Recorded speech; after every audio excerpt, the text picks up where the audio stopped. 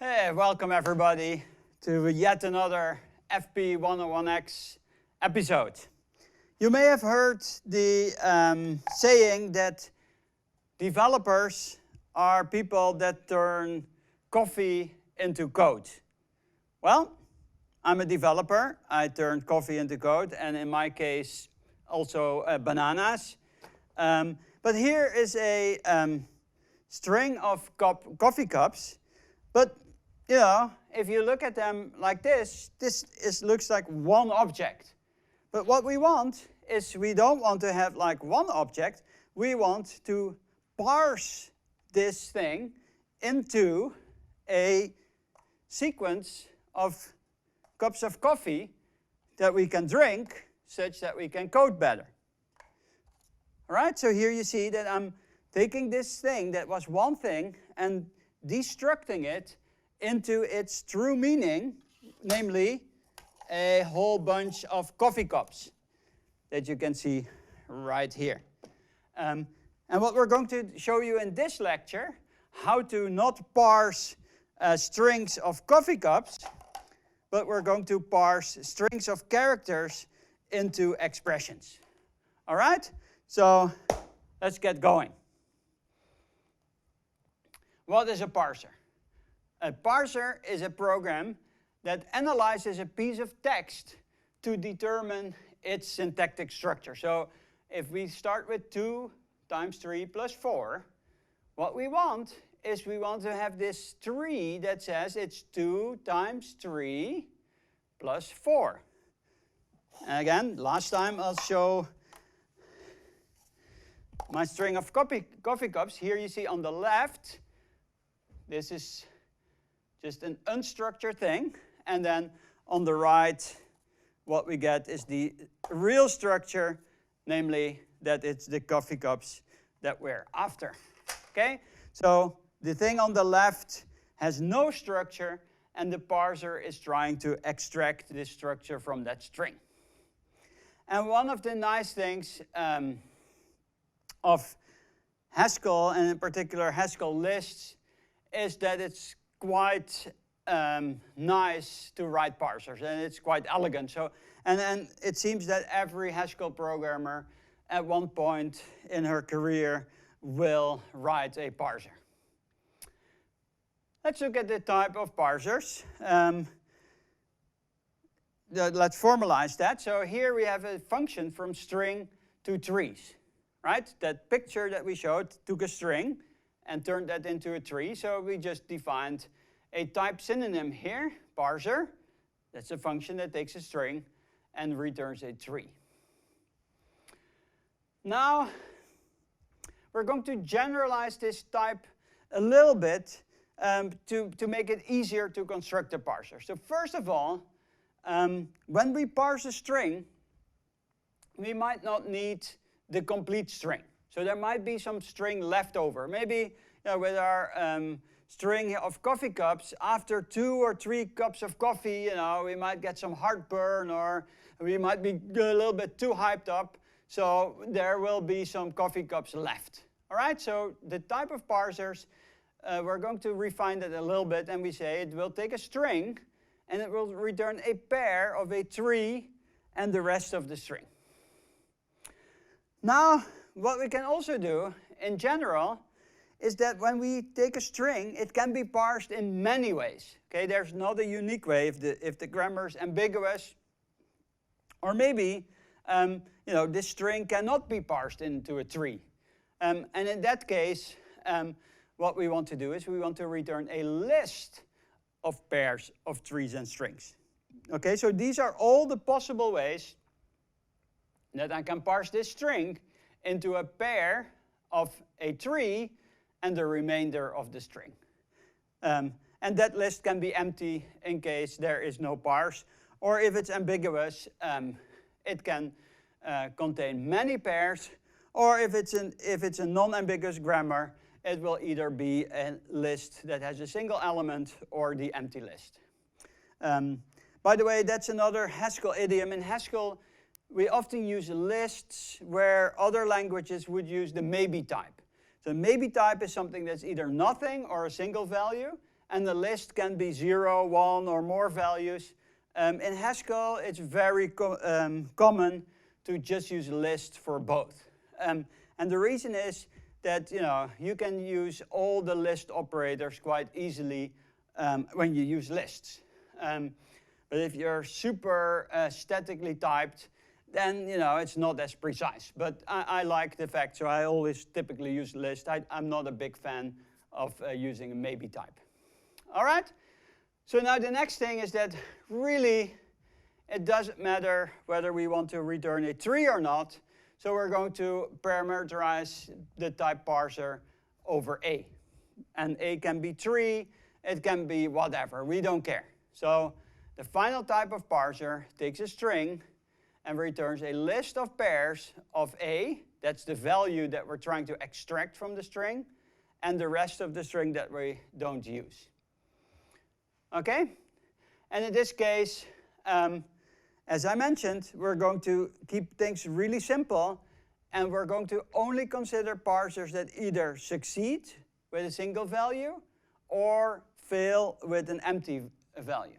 So this list, if the parser succeeds, will always be a singleton list. But we're not going to use the maybe type, right? You can, if you love the maybe type, you can take this chapter and rewrite everything using the maybe type. But I think what you will discover is that it's not more elegant than using lists.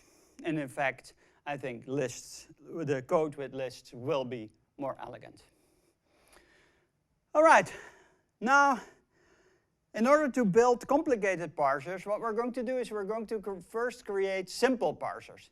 And here's the simplest parser that we can imagine that will just parse a single character.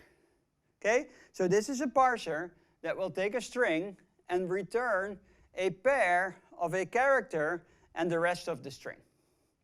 Now, if the input string is empty, well, then I cannot extract a character from that string. So the only thing I can do is return the empty list. But if the input is of the form x cons x's, then I can take the pair of the first character and the rest of the string and return the singleton list of the result. Now notice here that we are not using kind of pattern matching on the left-hand side, so we don't define item here using two clauses, but we're using a lambda expression with a case expression that has the pattern matching. So this is the first time that we've seen this syntactic construct in use. And also, I must say, I like this very much, because again, it conveys that a parser is a function that takes the input and returns a list of pairs. And here you can also see that it really returns either an empty list or a singleton list. Okay, what is another simple parser that we can imagine? Oh, that's a parser that always fails. What is the parser that always fails? Well, for any input, it returns the empty list. And then, if we have the parser that always fails, we also need the parser that always succeeds. But if we want a parser that always succeeds, we need to give it a value with which it can succeed. So the parser that always succeeds takes a value v. Then it takes the input. It doesn't do anything with the input. It just returns that value v with the input unchanged in a singleton list, right? And for reasons that we will see later, is that this parser that always succeeds is called return. And that has everything to do with the M word.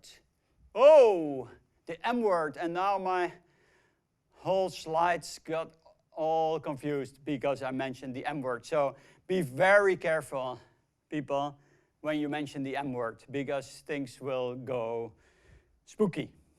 Good.